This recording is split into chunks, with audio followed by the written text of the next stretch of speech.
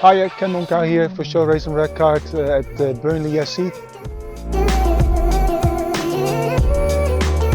So your journey, being born in Baghdad, you know, there's not many Iraqi players, is there? No, you're right. What was that like, sort of your journey? Explain a little bit about that. Yeah, so when I moved to Belgium, I was 5. And it was actually my grandmother, the mother of my dad. She was already living in Belgium. And so after that, she let us move to Belgium. I started going to school, because in Iraq I didn't go to school, didn't play football. So yeah, it was just a dangerous life, I would say, because there was war and everything. So it was not easy for us. That's why my mom and dad, they decided to move, because it was too dangerous to stay there, and to have a great future, it won't be there. Now the situation is getting better, but it's not the best, of course. But I am really happy that my mom and dad made that decision to move to Belgium, because I'm living a great life, and I'm really thankful for everything. So I can well understand. They must be so proud of you, of course. And of course, not only moving from Iraq to Belgium and then suddenly being a professional football player, moving over to the UK. So are they still in Belgium, your parents, or? Yeah, my parents are still in Belgium. My mom is actually now with me for a week.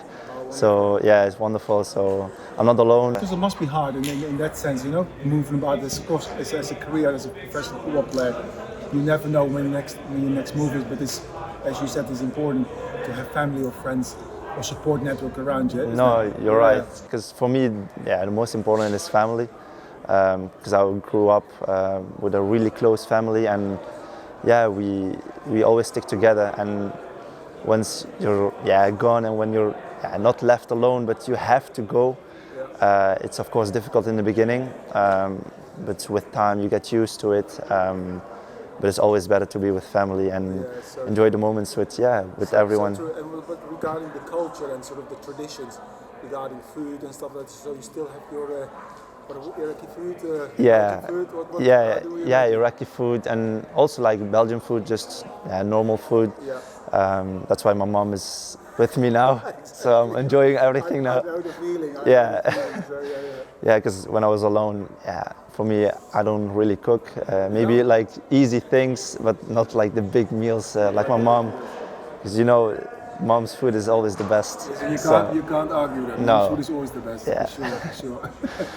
So really enjoying it now with my mom. Your parents must be so proud, and also you are very proud of your parents, for them to be brave enough to go to a completely different country, different culture. It's not an easy decision. The kids an opportunity to you know. True, it's not an easy decision, you know, because they lived their whole life in Iraq, and so when they have to move to Belgium to give us a better life, it's You have to applaud them.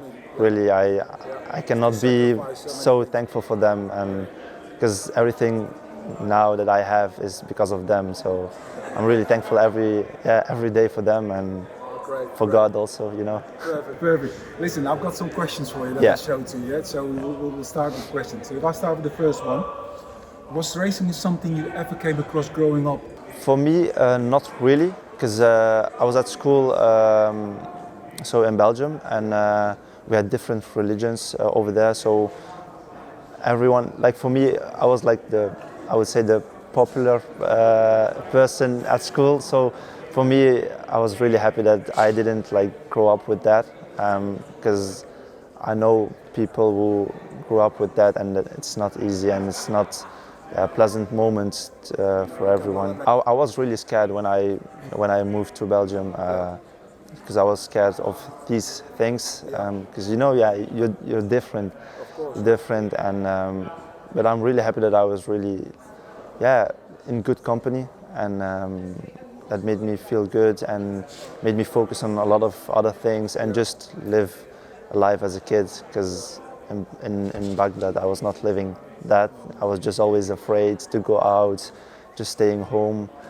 Can't comprehend people that have never been brought up and grown in an environment like that, can't comprehend what it's like, you know, when you leave your house and you look around, buildings collapsed. You mean there's war going on all the time? Yeah, they just Scary. hear the things like, yeah, it's not easy, but they are not living the moment as I did and as my family did. So yeah, it's not the same. So it was really hard for us, but happy that I was in good company. So yeah, really thankful. Yeah. Good to hear. Yeah. So how does it feel to be on the receiving end of racism? You explained already that you self personally haven't experienced it, but what about other people, family members or colleagues of yours that have for you them, seen that firsthand? Yeah, of course. For them it was not easy because they were in a dark place, because it's not easy to hear things that you don't like and things about your culture, religion, about your country. It's not easy, and when you hear these things, you're thinking and you try to help them because you want to make everyone feel good, and that's the most important, to make the world a better place, I think. I don't understand why people does these things, because I would never. But I hope everything goes better and everything stops. Well, people like yourself that actually in the limelight are in a position to actually have an impact, because lots of youngsters, of course, look at you, and see how you behave and how you deal with stuff.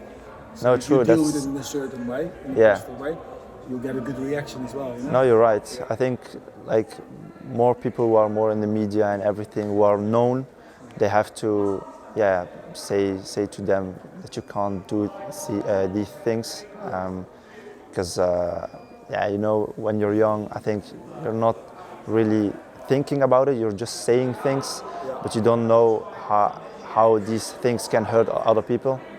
You just need to be educated about it. Once you're educated, you can educate other people. It's the education of the parents, but sometimes the parents cannot really control it, because maybe at school they hear things and their kids, they just go with the flow, I think, and they think it's cool to be like this, but it's not. So what advice would you give to someone, particularly a young person who experienced racism? So what would you, if somebody comes up to you and says, listen, Ameen, I've been racially abused, what would you sort of give the advice? What would be your... I think the person who's racist to other people, I think he has to think, how would I feel if someone would do these things to me? I think these people, they just didn't really grow up with that, so they are just saying things, but they don't really know how it feels. And I think, I don't know. I don't want to say something to them like racist or something. No, that's not the option. That's not the solution. But I would just say, just think about what you're saying, because it's harsh. If you could give one piece of advice to someone who's used racism in your behavior, what would it be? I would say just stop it. Just stop, and you're just making a fool of yourself, and it's not a good thing to do. You have to educate yourself better. You can do better, and I think it's just that you can do better. It's that. I will keep that. You can do better, that's for sure. So can you tell us your thoughts of the importance of anti-racism education? Because I work for SRtRC and Red Card, and we go into schools, clubs, and we talk to youngsters.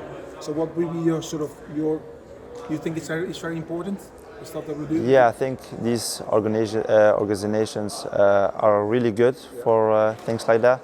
Because like I said, people, they just don't think about the things they say, and I think when you're in a moment and when you're with a group and you just tell them that it's not good to do, and you're just putting someone else in a bad place, I think they will understand maybe.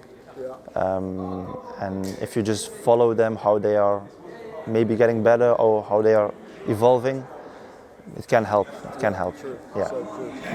So, do you think football provides a good example of value for people with different backgrounds working together against racism? As we said, because I'm a foreign person, you're a foreign person, so what's that like, What would you sort of provide an example of getting people together? Yeah, of course, we have to be an example for the people who are dealing with racism also. We also have to try to help them, because I think a lot of footballers also grew up with racism, and I think they know how it feels. So I think if someone else is dealing with that sort of situation, we can really help them and try to get them off that bad place. And 'cause like I said, it's not easy. I think if you're dealing with it on your own, it's really hard. And sometimes I think the people who are dealing with it, they are just not telling other people because they want to keep it to themselves. And that's the most difficult thing, to get it out of them. But it takes bravery. Yeah, it's not easy. And if you're together, you have to be confident with the people around you. And I think if you're in a group, and you will find it easier to talk, I think. But you also have to be, you have to have there has to be a confidence in the people around you to tell something, because I don't think he will tell it just to a stranger, or no, I don't think so. Could you give us a list of different nationalities in your current squad? So how many? Because you're from Iraq, you've got French. French, Belgian, Portuguese, from Ireland. We have a lot, and it's really nice because you are growing up with a lot of cultures, and it's nice to know some things about the different cultures, and everyone has their special thing, and it's nice. It's nice to be different. It's nice to be different. There's nothing wrong with that. And I remember when I came 34 years ago. I came, of course, from Holland, but I was born in Suriname, and the foreign players in the UK were from Scotland and Ireland. So definitely not people from far away at all. No, so I was from nice. the rest of the world, you know? Oh, good. So, last question here. Have you ever been in a squad with a Muslim, Christian, or Jewish player? And what did you learn about their religion? Yeah, of course, I have been. I think everyone has been. It's just nice to know things about other religions, and I think a lot of things they are the same. I think in a way they are the same, but some people, they just don't want to acknowledge it. And I think sometimes it's good to talk about the things, because religion is the most important thing. For me is the most important. It's good to know things about them, and how they think about things, because maybe I will think about the things, and I have a meaning, my personal meaning about some sort of things, and they have another meaning. So it's nice to know and talk, and to understand people's differences, as you said, because of Ramadan. Lots of people didn't understand in the beginning when I came. Ramadan, what the hell is that? Yeah. Well, you don't drink and eat, you train, so they could understand. But it's more than that also. It's not only drinking, not eating. It's praying. It's like a whole month. You give yourself to God, and purify yourself, and it's good. It's true. And then actually, again, you educate people about where you're from, where you believe and how you stand. And actually, you've got more in common than not. No, and people don't realize that. No, it's true. Yeah, excellent.